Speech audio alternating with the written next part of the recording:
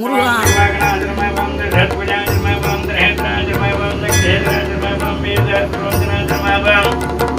ஆறுபடை வீடும் அருள் வழங்கும் முருகா